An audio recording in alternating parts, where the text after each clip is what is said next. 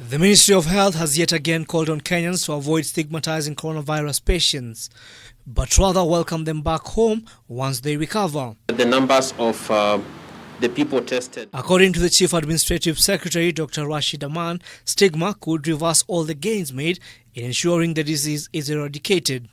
Stigmatizing anyone during a pandemic poses a threat to everyone. Experience in dealing with HIV, Ebola, and many other infectious diseases shows that stigma undermines efforts at testing and treating the disease. Aman argues that stigma could lead to a reduction in the number of Kenyans showing up to be tested for the virus and, in the turn, lead to an increase in undocumented infections.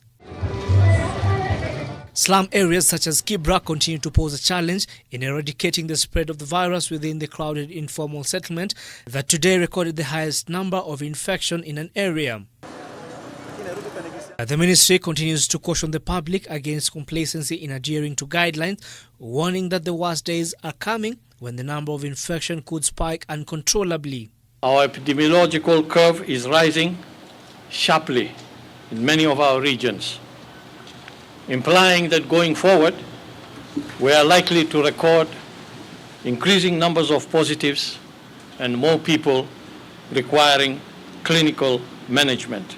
The number of infections in Nairobi and Mombasa continue to rise.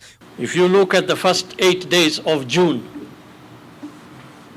in total we have registered 900 positives. These from a pool of 19,461 samples tested. Owing to the high cost of the N95 masks, Kenyans above the age of 60, as well as those with underlying health conditions, are now being urged to stay at home to ensure they protect themselves from contacting the Covid-19 virus. Jim K24, Evening Edition.